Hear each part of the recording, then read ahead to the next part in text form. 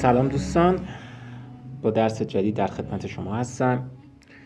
حرفی که امروز میخوام یاد بگیریم حرف او هست. او به صورت کشیده. او هم به دو صورت نوشته میشه. او که در اول کلمات میاد و اویی که در وسط و آخر کلمات میاد. جزو حروف غیر متصل هم هست، این هم در نظر داشته باشید.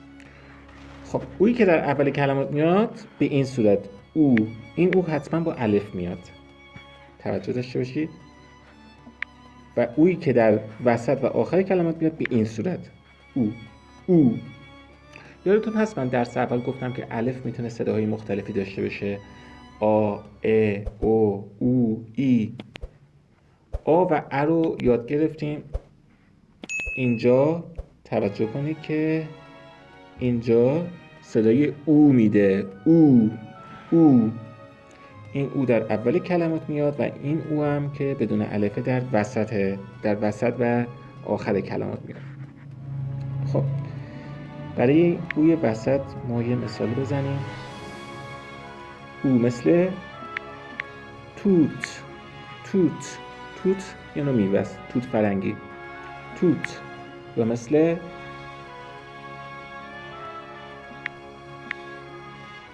هلو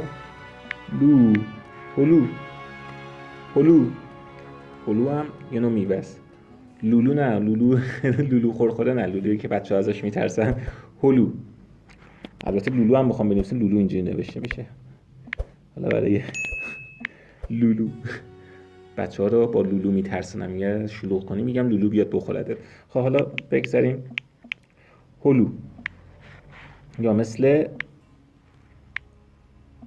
آلو هم یه نوع میوه است. آلو. یا مثل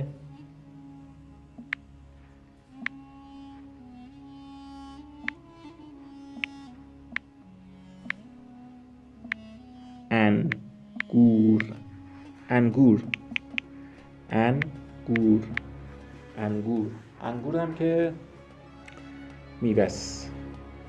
حالا نمیدونم اونجا شما به این میوه ها چی میگید، ولی خب ما اینجا توت داریم، توت فرنگی داریم، هلو داریم، آلو داریم، انگور داریم. انگور هم که به صورت خوشه های انگور هستش که حالا باش شراب هم درست میکنن.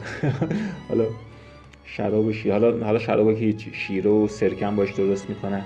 این میوه انگور هست. حالا نمیدونم حالا به آلو و هلو و توت نمیدونم حالا اینا رو میگید یا نه چیزای دیگه میگید، ولی خب اینا همشون میوهن. توت، هلو، انگور، آلو. توت، هلو، آلو، انگور. توت، هلو، آلو، انگور. خب این اوی ابتدا هم بذارید من اینجا براتون یه مثال بزنم در جمله.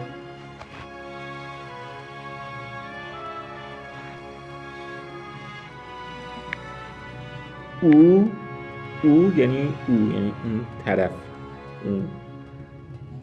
او توت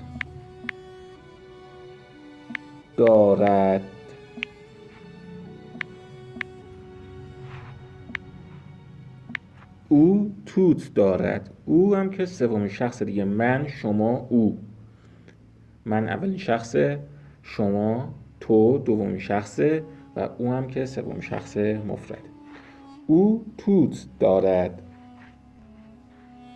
پس اینجا توجه کنه که او در اول اومده و با الف هم اومده. او توت دارد. من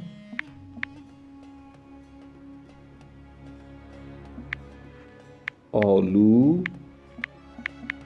دوست دارم.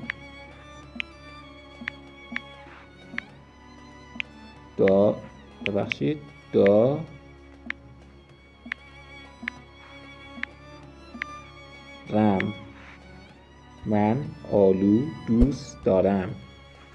من آلو دوست دارم. من آلو دوست دارم. من آلو دوست دارم. خب توجه کنید که به این کلمه دوست را ببینید بعد از د او اومده. دوست، دوست دارم. من آلو دوست، بعد از د او اومده.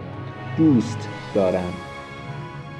درس رو دوره کنیم و انشالله هم که درس‌های قبلی رو هم خوب تمرین کردیم.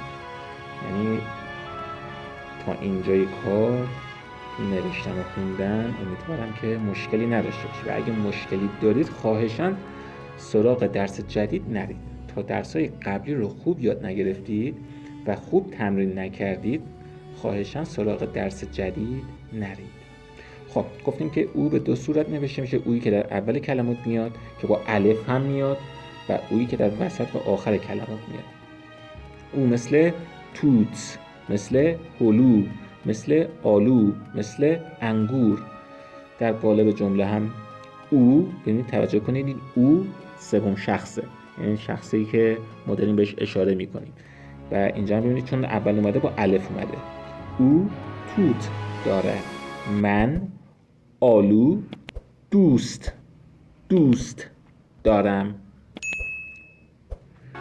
خب دوستان درس امروز هم تموم میشه و دوباره میخوام یادآوری کنم که حتما تمرین یادتون نره. خدا نگهدارتون.